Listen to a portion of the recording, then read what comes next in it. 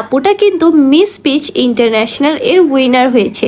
Australia, America, Malaysia সহ অনেক দেশকে পিছিয়ে ফেলে সে ক্রাউন জিতেছে। বাংলাদেশকে সে ট্রফি এনে দিয়েছে তার যোগ্যতা দিয়ে।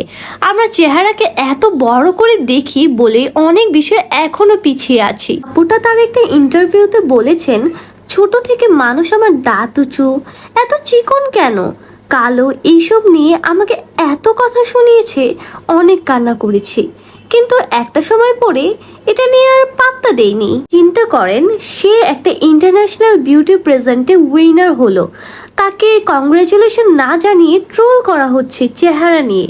আমরা মানুষের কাজ দেখি না, তার চেহারা দেখি। ইন্টারন্যাশনাল বিউটি প্রেজেন্টগুলোতে কখনোই তারা চেহারা দেখে না, তার ট্যালেন্ট দেখে উইনার করে। 2019 সালে জামাইকা থেকে মিস ওয়ার্ল্ড উইনার হয়েছিল। সে কালো বলে কিন্তু কেউ তাকে ট্রল করেনি, কিন্তু আমাদের দেশে করা হয়। আপনারাই আবার বলেন সবাই চেহারা খোঁজে না, ফর্সা খোঁজে না, কিন্তু আসল কথা হলো কালো মেয়েকে, অসুন্দর মেয়েকে কেউ বিয়ে করতে চায় না, কেউ পছন্দ করে না। বাস্তবতা এটাই। আর এই আপুটার সাথে কিন্তু আমি নিজেকে রিলেট করতে পারি।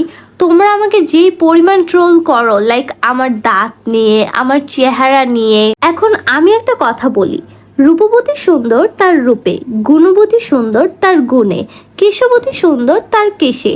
একবার ওকে ভেবে দেখেছেন, সব রূপবতীরই কিন্তু গুণ নেই। আর বাংলাদেশে মানুষরা এত বেশি টক্সিক যে তারা কারো সফলতা সহ্য করতে পারে না, তাই তাদের ভিতরে কোনো না কোনো খুঁত বের করে তাদের নিয়ে বদনাম করে। আমিও তো রবি আগামীর বাংলাদেশ উইনার হয়েছি, কই আমাকে তো কেউ কংগ্রেচুলেশন করেনি, উল্টো আরো আমাকে নিয়ে ট্রোল করতে এসেছে। আমার দাঁত উঁচু, আমি দাঁতাল, আমি দেখতে এমন কেন, এমনকি অনেক সেলিব্রিটিরাও করেছে। তোমরা সবাই জানো আমি লাস্ট ইয়ারে একটি প্রোগ্রামে গিয়েছিলাম, ওখানে আমরা সবাই ফান করে একটি কন্টেন্ট ক্রিয়েট করি, like we are influencer.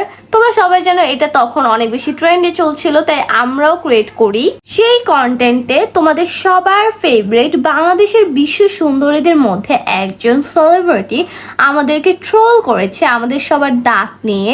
In fact সে তার পেজেও পোস্ট করেছে আমাদেরকে নিয়ে, আমাদের দাঁত নিয়ে, লাইক আমাদের সবার ডেন্টিস্ট দেখানো উচিত, ব্রেসেস পরা উচিত, ডক্টর পরামর্শ নেওয়া উচিত, এরকম আরো উল্টাপাল্টা কথা বলেছে, কমেন্ট করেছে, ট্রোল করেছে। অবশ্য পরে তিনি ওগুলো সব ডিলিট করে দিয়েছিল। ভাই, তোমরা মানুষের গুণ দেখো, রূপ দেখতে যেও না, তাহলে গোল্ড খুঁজতে গিয়ে ডায়মন্ড হারিয়ে ফেলবে। আপুটাকে নিয়ে ট্রল করা অফ করুন। এক চেহারায় কত রূপ দেখান আপনারা, হাস্যকর। যাই হোক, কংগ্রেচুলেশন নীলিমা হাসান মোহনা আপু। দোয়া করি আপনি এইভাবেই এগিয়ে যান, আপনি আমার ইন্সপিরেশন। Best of luck.